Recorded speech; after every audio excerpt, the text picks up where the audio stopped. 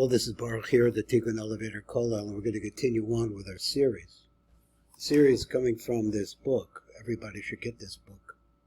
Should publicize this book and make everything possible to be able to see it. Let me see if I get it down where it's visible. Who's afraid of the big bad Jew? Like we said in the last lecture, the Pope's afraid. So are the Iranis. So are the Arabs. So are the Europeans. And so on and so forth.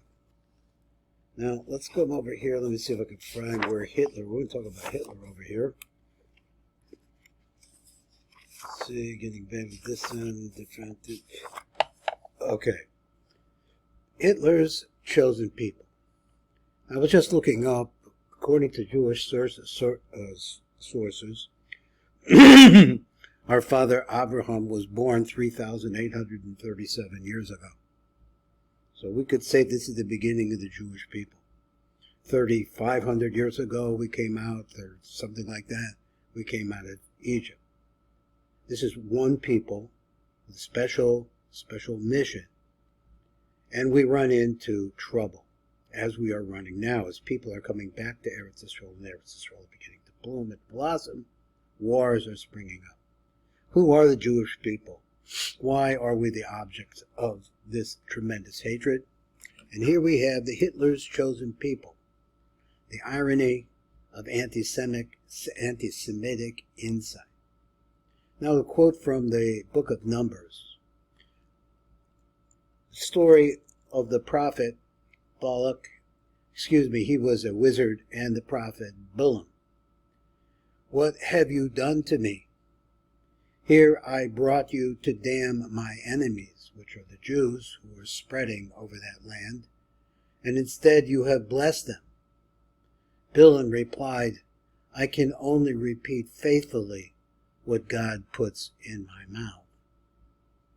So let's come over here and try to get into this idea. He has this idea. We want to work it and want to understand it in the next, God willing, next few shiurim on this subject. He has a topic here which he calls rational anti-Semitism.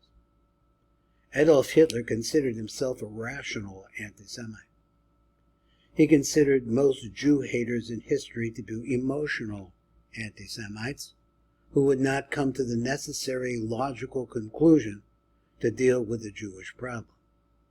Hitler had a plan to solve the problem. He was a very evil person. He hated and killed many people and groups, but it was the Jews he was most obsessed with, and only for them did he mobilize the German nation to commit genocide. What was he so concerned about? Why the Jews? And why were the Jews Hitler's chosen people? As we analyze this together, you'll learn that Adolf Hitler was afraid of the Jews. Hitler's Holocaust was driven not just by hate, but by fear. The fear of a Jewish victory over Germany in an unseen war that is taking place in history, taking place below the surface. In short, Hitler believed that Jewish ideas and values were harmful to the human progress. He saw that these values had been adopted by European civilization and incorporated in society. For the sake of Europe, indeed all human progress, Hitler took on the task of uprooting these foreign destructive ideals as their source. As nearly early as 1919, Hitler's first written political document distinguished between emotional anti-Semitism and rational anti-Semitism, where the ultimate goal would unalterably be the elimination of the Jews altogether. A year later, he called for eradicating the Jews, root and branch. He claimed to have studied the Jewish problem for years to understand its nature.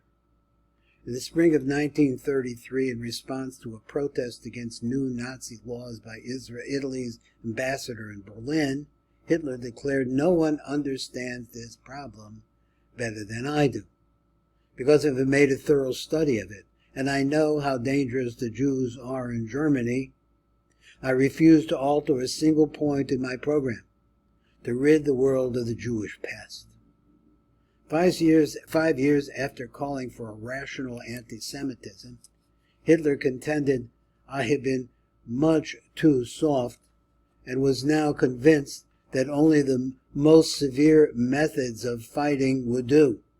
The fight against the Jews, he argued, was a vital question not just for our people, but for all peoples. For Judah is the plague of the world. Based on his assessment of the problem, he ultimately proposed and executed a ruthless final solution. Sure, Hitler opined many Jew haters throughout the ages persecuted the Jews, keeping them as second-class citizens and or killing them in pogroms and acts of terror. Some, like the Romans, the Inquisitors, and Khmelnytsky, even led murderous campaigns that killed hundreds of thousands and perhaps millions of Jews. But in the past couple of millennia, only he, that is Hitler, conceived and implemented a final solution, determined to accomplish the total destruction of the Jewish people. In his view, every single Jew had to die, that is, genocide. Why? In what way was this solution rational? What problem was he trying to solve? On the surface, Hitler seemed incredibly irrational, and his anti-Semitism seemed compulsive and emotional. Wasn't he crazy? So this is the insanity distraction.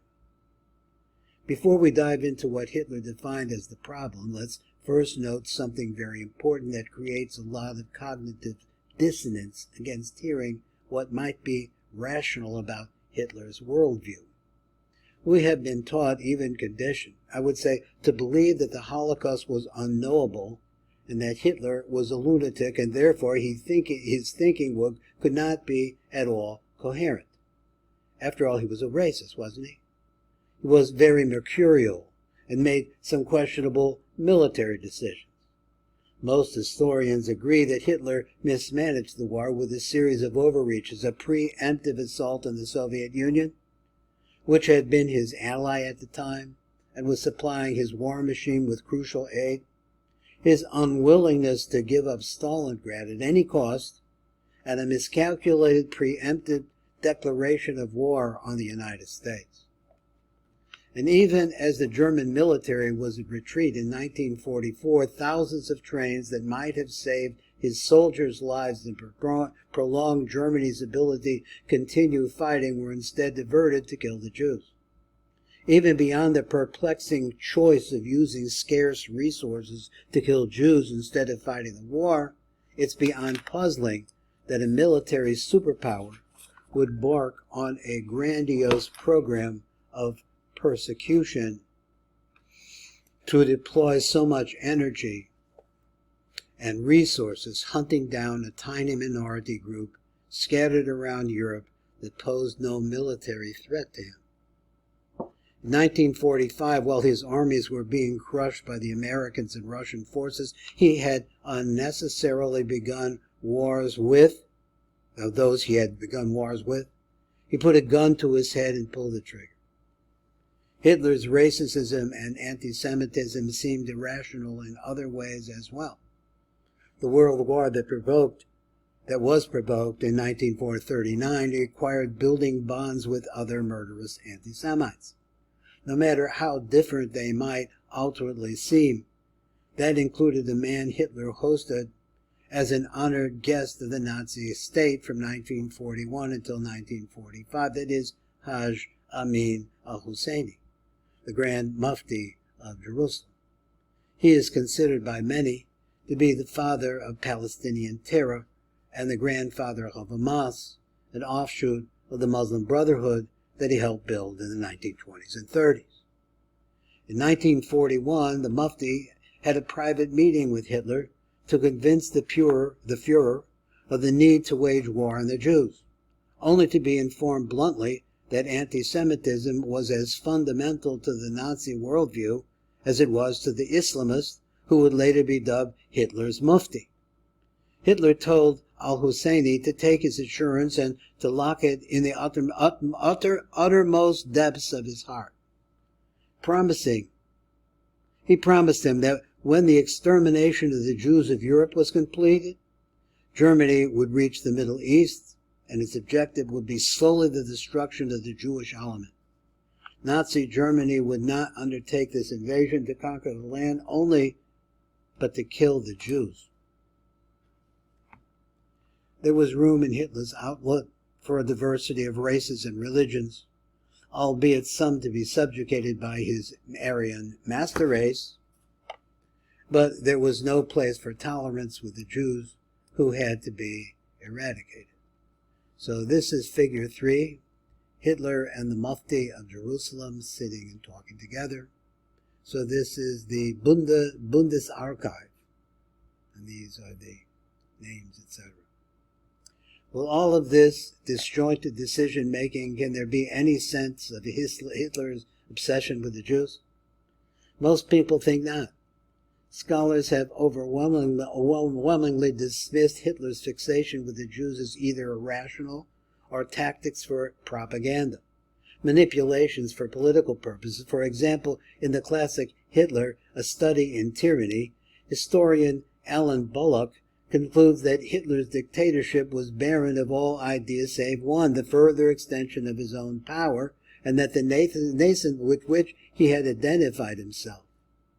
According to Bullock, the sole theme of the Nazi revolution was domination, dressed up in the doctrine of race. It is this emptiness, this lack of anything to justify the suffering he calls, which makes Hitler so barren a figure. So that's a common historian. The conventional wisdom has become that the Holocaust was an unknowable aberration. As historian Isaac Deutscher describes, it is the absolutely unique character of this catastrophe. It is not only a matter of time and of historical perspective. Let me get this down here. I doubt that in 1,000 years before people will better understand Hitler. The meaning is clear. Hitler's anti-Semitism made no sense. Jews were the unlucky scapegoat. There we go again in a mad megalomaniac's irrational war for power. It's easy to dismiss Hitler as a madman. He was incredibly evil.